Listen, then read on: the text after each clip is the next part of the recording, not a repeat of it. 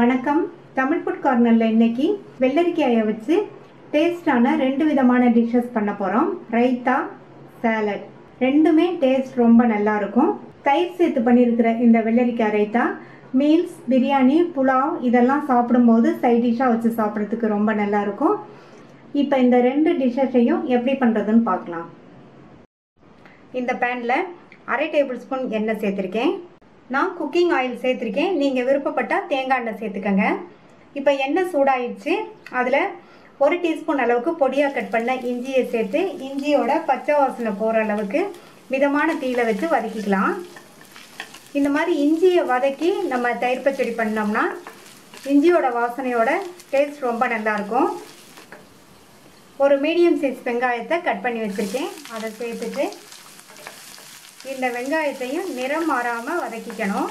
ஒரு 2 நிமிஷத்துக்கு மிதமான தீயில வச்சு வதக்கிக்கங்க. 2 மீடியம் சைஸ் வெள்ளரிக்காயை தோல் சீவி இந்த மாதிரி சைஸ் துண்டுகளாக கட் பண்ணி வச்சுருக்கேன். அதையும் இது கூட சேர்த்துட்டு இந்த வெள்ளரிக்காயையும் வதக்கிக்கணும். வதங்கிட்டு இருக்கும்போதே இந்த வெள்ளரிக்காய்க்கும் வெங்காயத்துக்கும் சேர்த்து தேவையான அளவு உப்பு சேர்த்துக்கலாம். நான் இப்போ 1/4 டீஸ்பூன் உப்பு சேர்த்துருக்கேன். அப்புறமா தேவைப்பட்டால் சேர்த்துக்கலாம். இந்த வெள்ளரிக்காய் வதங்கும் போது நம்ம தண்ணி எதுவும் சேர்க்க வேண்டியதில்லை. வெள்ளரிக்காய் சேர்த்து ஒரு 4 நிமிஷமாக நான் வதக்கியிருக்கேன். வெள்ளரிக்காய் வதங்கி பாதி அளவுக்கு வெந்திருக்கு. இந்த மாதிரி நம்ம வதக்கிட்டோம்னா வெங்காயத்தோட பச்சை வாசனையும் தெரியாது, வெள்ளரிக்காயோட பச்சை வாசனையும் தெரியாது. அதுக்கப்புறமா நம்ம தயிர் சேர்க்கும்போது இந்த தயிர் பச்சடி நல்லா சாப்பிட்றதுக்கு நல்லா சாஃப்டாகவும் ஸ்மூத்தாகவும் இருக்கும். இப்போ ஸ்டவ் ஆஃப் பண்ணிவிட்டு இதை நல்லா ஆற விட்டுறலாம். ரெண்டுமே நல்லா ஆறுனதுக்கப்புறம் தான் நம்ம தயிர் சேர்க்கணும்.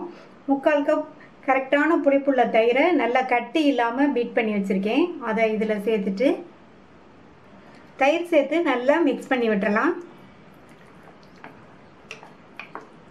நல்லா ஒன்றா மிக்ஸ் பண்ணி விட்டாச்சு. தாளிப்பு போடுறதுக்கு 1/2 டேபிள் ஸ்பூன் எண்ணெய் விட்டுருக்கேன். எண்ணெய் சூடாயிடுச்சு. அதில் 1 டீஸ்பூன் கடுகு பொரிஞ்சதும் 2 பச்சை மிளகாவை நீல வாக்கில் கட் பண்ணி வச்சுருக்கேன். காரத்துக்கு இந்த பச்சை மிளகாய் காரம் தான். நீங்கள் உங்கள் தேவைக்கு தகுந்தபடி சேர்த்துக்கங்க. இந்த பச்சை மிளகாவை நல்லா எண்ணெயிலேயே வதக்கி விட்டுக்கணும். இப்போ பச்சை மிளகாய் வதங்கிடுச்சு. இது கூட கருவேப்பிலை, 2 காஞ்ச மிளகாய், 2 பிஞ்ச் பெருங்காய பவுடர் நல்லா ஒரு தடவை வதக்கி விட்டுட்டு தாளிப்பை நம்ம அந்த தயிர் பச்சடியில் சேர்த்துடலாம். தாளிப்பு போட்டுட்டு நல்லா இந்த காரம்லாம் இந்த பச்சடியில் சேர்ற மாதிரி நல்லா ஒரு தடவை கலந்து விட்டுறணும். ஒரு 2 நிமிஷத்துக்கு தொடர்ந்து கலந்து விட்டுருங்க.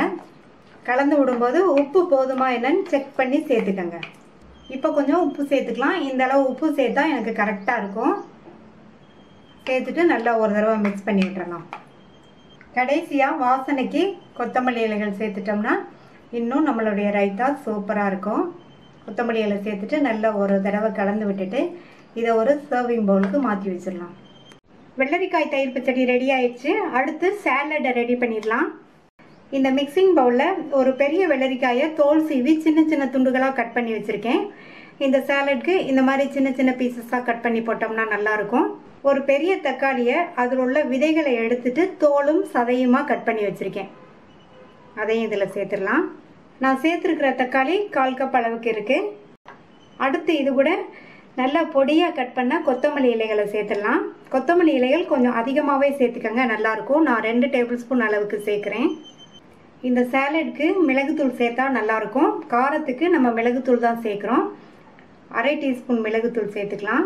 1/2 டீஸ்பூன் கரெக்டாக இருக்கும். நீங்கள் உங்கள் தேவைக்கு தகுந்தபடி சேர்த்துக்கோங்க. இதுக்கு தேவையான அளவு உப்பு சேர்த்துட்டு நல்லா ஒரு தடவை மிக்ஸ் பண்ணி விட்டுறலாம். இந்த சாலடை ரொம்ப வேகமாக செஞ்சிடலாம். டேஸ்ட்டும் ரொம்ப நல்லாயிருக்கும். இதில் 1/2 டீஸ்பூன் லெமன் ஜூஸையும் சேர்த்து நல்லா ஒரு தடவை மிக்ஸ் பண்ணி விட்டுறலாம். லெமன் ஜூஸ் சேர்த்தோம்னா நல்லா புளிப்பு சுவையாக நல்லாயிருக்கும். டேஸ்டான ரைத்தாவும் சாலட்டும் ரெடி ஆயிடுச்சு. நீங்களும் வெள்ளரிக்காயில் இந்த 2 டிஷ்ஷஸையும் ட்ரை பண்ணி பார்த்துட்டு உங்கள் கமெண்ட்ஸை சொல்லுங்கள். இது வரைக்கும் நம்ம சேனலை சப்ஸ்கிரைப் பண்ணாதவங்க சப்ஸ்கிரைப் பண்ணிவிட்டு பக்கத்தில் உள்ள பெல் பட்டனையும் கிளிக் பண்ணிக்கோங்க. தேங்க்யூ.